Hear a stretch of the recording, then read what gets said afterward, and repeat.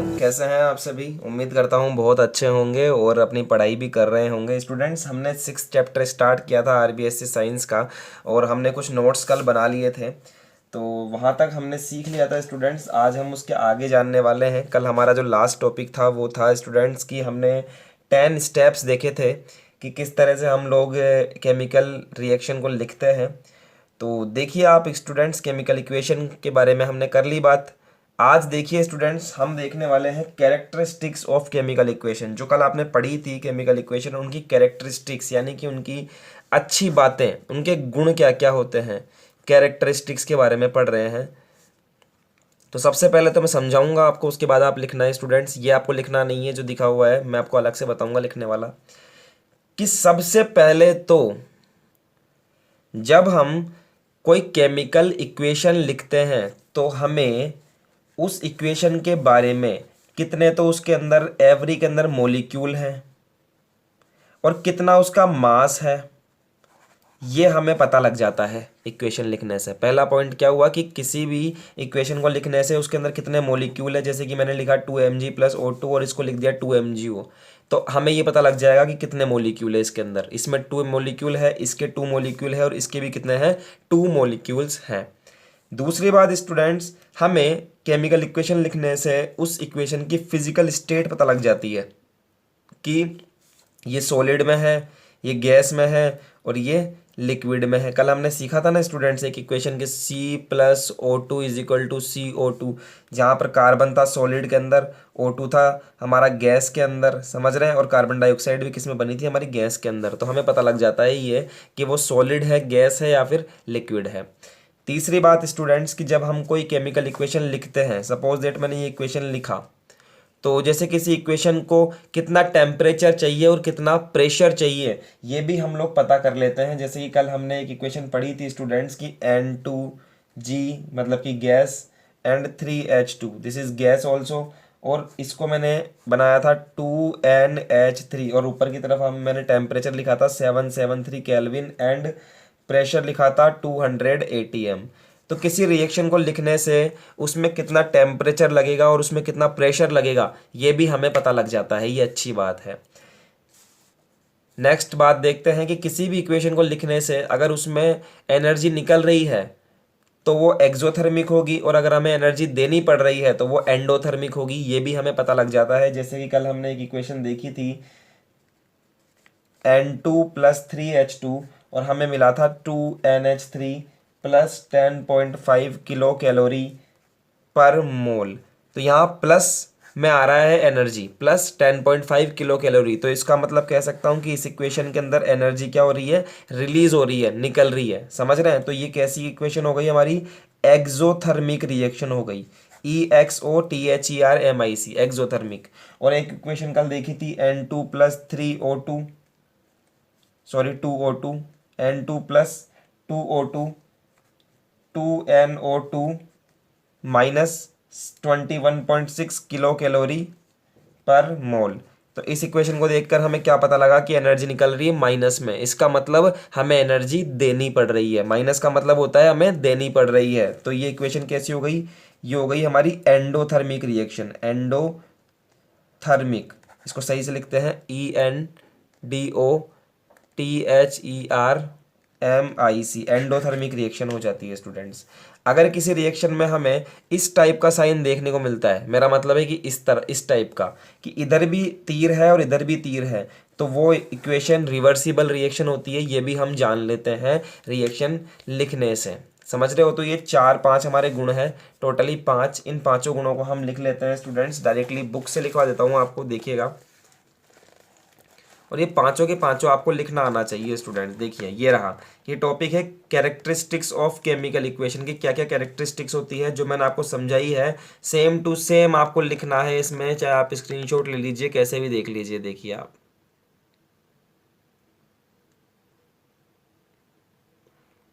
पहला वाला जो है वो बता रहा है कि हमें मॉलिक्यूल और मास के बारे में पता लग जाता है। दूसरा बता रहा है कि फिजिकल स्टेट के बारे में पता लग जाता है कि सॉलिड है, लिक्विड है या फिर गैस है। तीसरा बता रहा है स्टूडेंट्स कि हमें टेम्परेचर, प्रेशर, क्या कैटलिस्ट उसमें डलेगा उसके बारे में पता लग जाता है। चौथा बता रहा है कि एक्सोथर्मिक और एंडोथर्मिक के बारे में पता लग जाता है। और पांचवा बता रहा है स्टूडेंट्स कि it's gives the knowledge about the reversibility of the reaction. जो मैंने आपको समझाया है स्टूडेंट्स वो का वो ही लिखा हुआ है, एज इट इज़ लिख लीजिए। चलिए अब बात करते हैं कि इसकी कमी क्या क्या होती है। जब आप कोई रिएक्शन लिखते हैं ना स्टूडेंट्स, तो लिखने के बाद में इक्वेशन आप ये नहीं बता सकते कि ये इक्वेशन पूरी कब होगी, पूरी हो चुकी है या नहीं हुई है, इस बारे में नहीं बता सकते, मतलब कि कंप्लीशन के बारे में नहीं बता सकते। तो आप लिखेंगे यहाँ पर कि आप इसके कंप्लीशन के बारे में नहीं बता सकते, पहली बात। तो दूसरी बात स्टूडेंट कि आप इसके कंसंट्रेशन के बारे में नहीं बता सकते। कंसंट्रेशन का मतलब समझिए क्या होता है कि हमने कल एक इक्वेशन सीखी थी आपके सामने कि पानी के अंदर घुला हुआ हमने चूना डाला था आपके सामने, और वो रिएक्शन है CaO, ये सॉलिड चूना था, इसको पानी में घोल दिया था स्टूडेंट्स, समझ रहे हैं। पानी में घोलने के बाद में बना ये CaOH to the whole twice, CaOH whole twice हमारा बना। तो CaO कितने पानी में घुला हुआ है ये नहीं बता पाता ये इक्वेशन।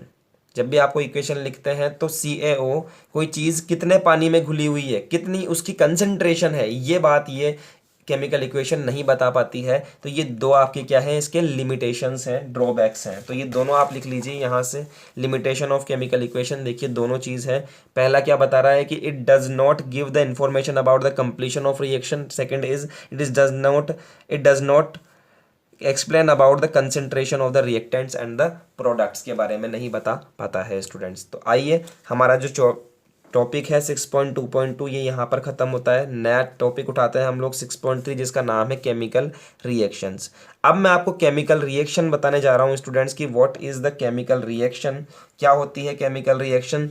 और इसका अब जो मैं आपको डेफिनेशन लिखवाऊंगा वो डेफिनेशन ही आपको एग्जाम में लिखनी है। देखिए या तो आप ये बुक वाली लिख सकते हैं, the phenomena by which the chemical properties and composition of substances differ from initial substances और chemical change is called the chemical reaction, या फिर एक मैंने लिखी है आप उसके अकॉर्डिंग भी काम कर सकते हैं स्टूडेंट्स। देखिए केमिकल रिएक्शन क्या होती है। Chemical reaction, the chemical changes occurs in the substances, किसी भी सब्सटेंस के अंदर कोई भी केमिकल चेंज होता है उसे हम क्या कहते हैं, केमिकल रिएक्शन कहते हैं। बोर्ड में अगर आपसे कोई पूछता है तो आपको यही रिएक्शन वहां पर देनी है, यही दे सकते हैं आप। जैसे कि कार्बन है सॉलिड के अंदर है, O2 है गैस के अंदर है, दोनों को आपस में मिला दिया तो दोनों की ही प्रॉपर्टीज में चेंज हो गया और ये बन गई CO2।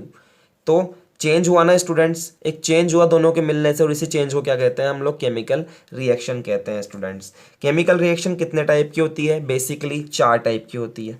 ठीक है, एक एक करके समझते हैं कौन कौन सी होती है। देखिए फर्स्ट होती है एडिशन रिएक्शन। स्टूडेंट्स टॉपिक पे स्टार बना लेना क्योंकि बोर्ड हमेशा इस टॉपिक से कुछ ना कुछ जरूर पूछता है। तो यहाँ पर देखिएगा एडिशन रिएक्शन, एडिशन का मतलब क्या होता है पहले समझिए। एडिशन का मतलब होता है जोड़ना, समझ रहे हैं, यहाँ समझते हैं। एडिशन का मतलब होता है जुड़ना, यानी कि जुड़ गए दो या दो से ज़्यादा, और जुड़ के कोई एक बन जाए। जैसे कि एक सब्सटेंस मेरे पास में A है, एक सब्सटेंस मेरे पास में B है, और दोनों जुड़ के क्या बन गए, C कोई प्रोडक्ट बन गया मेरे पास में। तो इस तरह की रिएक्शन को बोलते हैं एडिशन रिएक्शन। चलिए इसकी डेफिनेशन लिख लेते हैं, क्या है। The chemical reaction in which 2 or more than 2 reactants on joint combination to form a single product is called addition reaction. दो प्रोडक्ट मिल गए, ए की शेप ऐसी थी, बी की शेप ऐसी थी, दोनों मिलकर आपस में एक प्रोडक्ट बना लिया AB। तो इस तरह के रिएक्शन को बोलते हैं हम लोग chemical reaction of addition reaction, समझ रहे हैं। इसका एक एग्जांपल होता है कंबशन ऑफ कोल, यानी कि कोयले का जलना। कार्बन है, कार्बन को हमने O2 के साथ जला दिया और जलाने के बाद में एक धुआं बन गई, क्या हो गया, कार्बन डाइऑक्साइड बन गया। स्टूडेंट्स समझ में आया है। चलिए देखते हैं हम इसका एक और example. Yes, combustion of magnesium wire, समझ रहे हैं। यहाँ देखिए कंबशन ऑफ मैग्नीशियम वायर, ये रहा कि मैग्नीशियम को आप O2 के साथ जलाते हो तो हमें बनता है 2MgO, समझ रहे हैं। दो मिले, रिएक्शन हुई और एक सिंगल बन गया स्टूडेंट्स। अब नेक्स्ट देखिए हमारे पास में क्वेश्चन किस तरह से आता है इस पर कि डिस्कस द एडिशन रिएक्शन। तो जो एडिशन रिएक्शन का डाटा आपको मैंने लिखवाया है ये ऐसे कैसे आपको वहां पर लिखना होता है स्टूडेंट्स।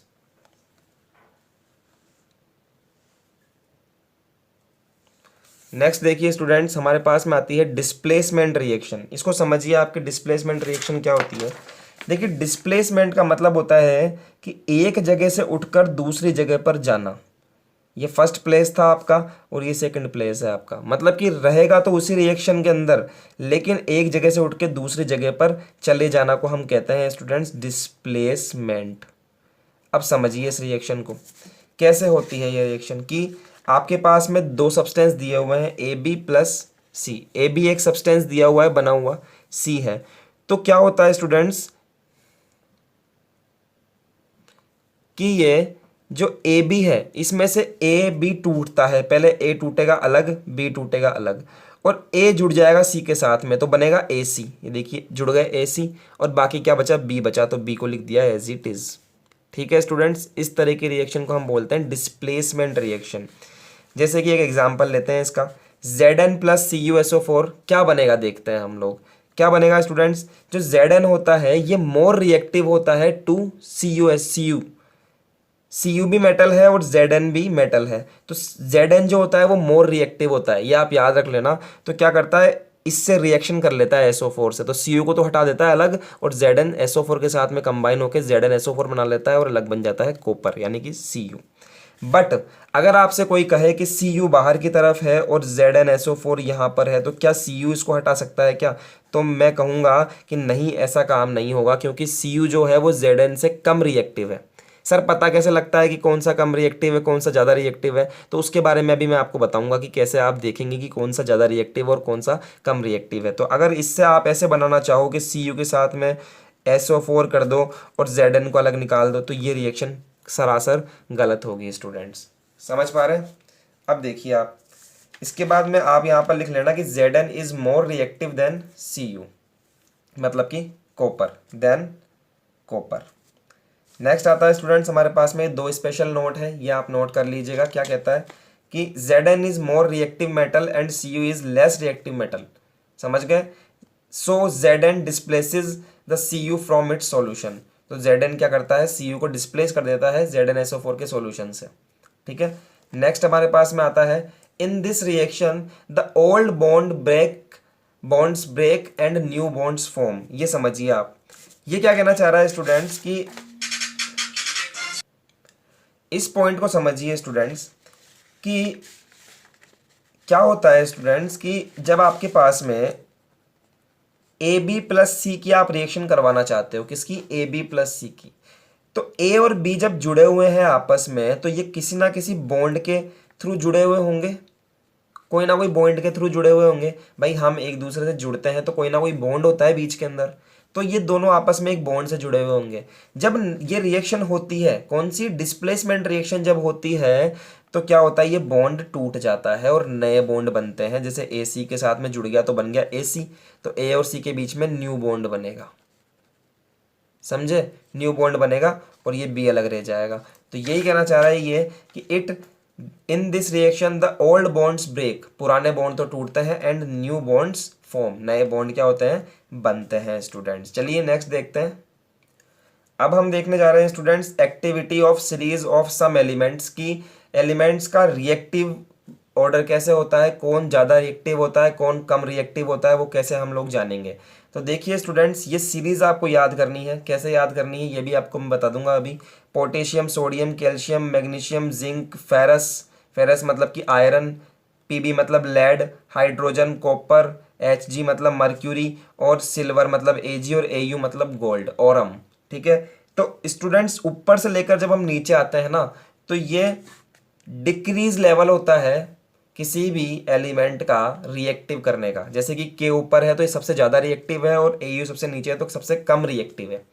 फिर जैसे जैसे नीचे आते जाओगे कम होता जाएगा, के से कम Na रिएक्टिव है, उससे कम Ca रिएक्टिव है, उससे कम Mg रिएक्टिव है, उससे कम Zn रिएक्टिव है। इस तरह से कम कम होते जाते हैं स्टूडेंट्स। अगर आपको ये याद है तो आप बता सकते हैं कि कौन ज़्यादा रिएक्टिव है और कौन कम रिएक्टिव है। समझ रहे हैं। कैसे याद करेंगे स्टूडेंट्स, आप ये वाला फॉर्मूला याद कर लो, ये ट्रिक है। क्या है, पोसो, बोलिए पोसो, सी ए मतलब के, बोलिए पोसो के। इसको हिंदी में भी लिख लेते हैं, कोई बच्चा हिंदी का देख रहा हो तो पोसो के। एम ई को लिखिए में। जिया, बोलिए जिया, जी आ। लड़ा, हाय। कोपर, मर, सी, सोना। इसको आप बोलिए एक बार, पोसो के में जिया लड़ा, यहां तक बोलिए, पोसो के में जिया लड़ा, हाय कोपर मरसी सोना। ये आप याद कर लीजिए, इसको 10 बार रात को सोने से पहले याद करिए आपकी। पोसो के में जिया लड़ा, हाय कोपर मरसी सोना, पोसो के में जिया लड़ा, हाय कोपर मरसी सोना। पो का मतलब होगा पोटेशियम, सबसे ऊपर पोटेशियम। सो का मतलब सोडियम। के का मतलब कैल्शियम। मे का मतलब मैग्नीशियम।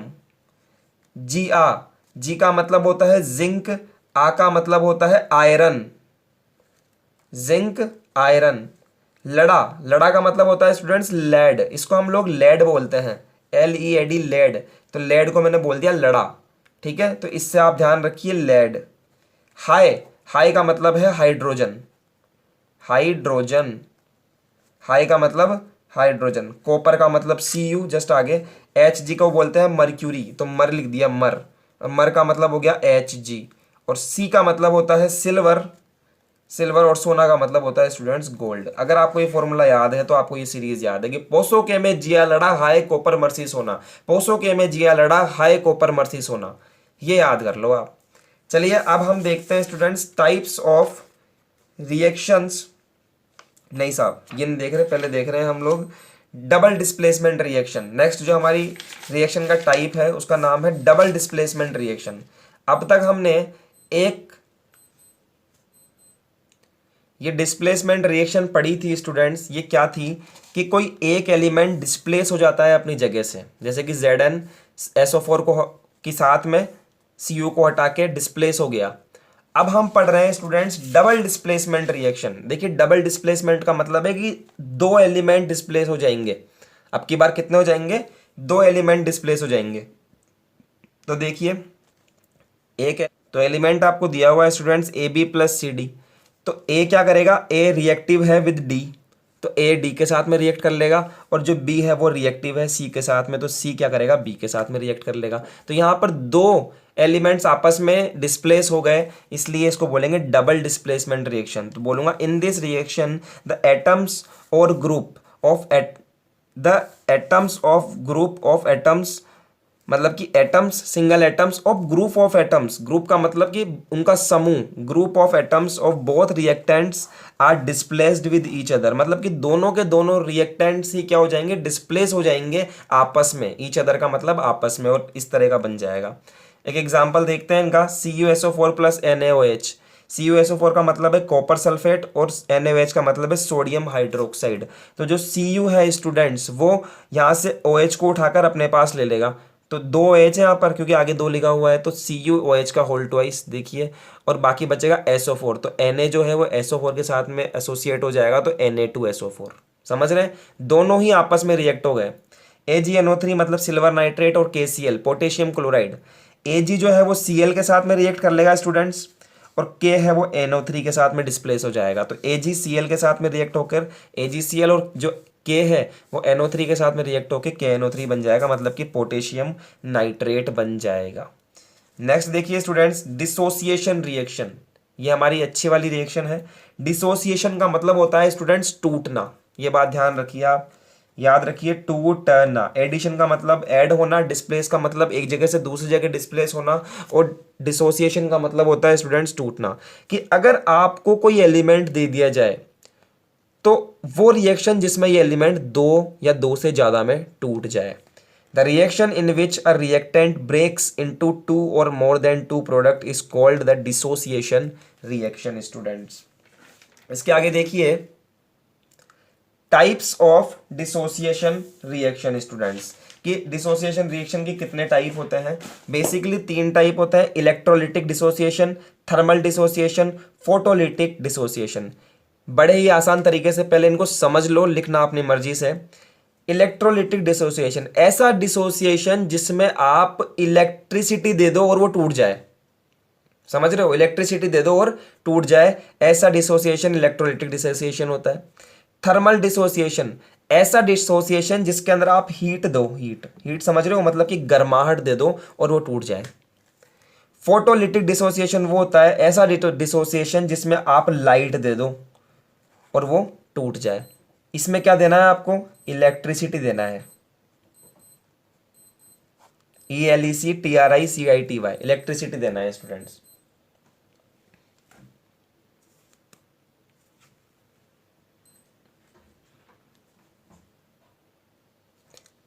इसका एक एग्जांपल देख लेते हैं स्टूडेंट्स। क्या होगा कि 2H2O, आपके पास में 2 मॉलिक्यूल्स हैं वाटर के, और जैसे ही आपने इसके अंदर इलेक्ट्रिक करंट दिया, लिखिए यहाँ पर इलेक्ट्रिक करंट, जैसे ही आप में इसमें इलेक्ट्रिक करंट दिया, ये टूट गया, 2 एलिमेंट ऑफ H2 और एक मॉलिक्यूल ऑफ O2।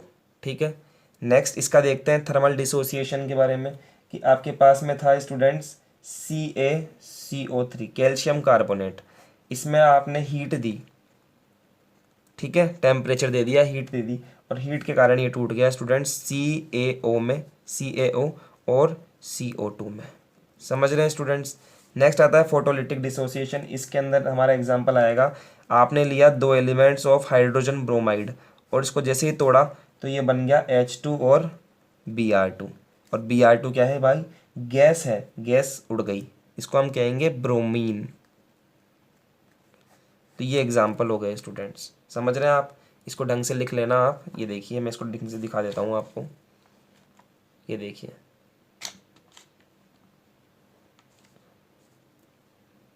चलिए एवरीवन ये लिख लीजिए आप अच्छे से।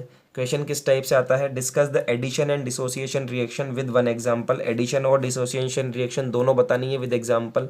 एडिशन आपको पढ़ाई वो बतानी है और डिसोसिएशन आपको पढ़ाई वो बतानी है। डिपेंड करेगा कि ये तीनों भी उसके अंदर बताने हैं या नहीं बताने हैं। अगर क्वेश्चन 1 या 2 नंबर का ही है तो सिर्फ डिसोसिएशन रिएक्शन की सिर्फ आपको एक डेफिनेशन देनी है, ज़्यादा कुछ नहीं बताना है। नेक्स्ट आता है example, sorry explain the different types of dissociation reaction, के टाइप्स डिस्कस कीजिए डिसोसिएशन रिएक्शन के। तो 3 टाइप होते हैं, इलेक्ट्रोलिटिक, थर्मल और फोटोलिटिक, ये तीनों आपको लिखने पड़ेंगे स्टूडेंट्स। मिलते हैं आपसे नेक्स्ट लेक्चर में, आज के लिए इतना ही, और डिस्कस करेंगे नेक्स्ट लेक्चर्स के जो टॉपिक हैं वो। आज के लिए इतना ही, आज के लिए ऑल द बेस्ट स्टूडेंट्स।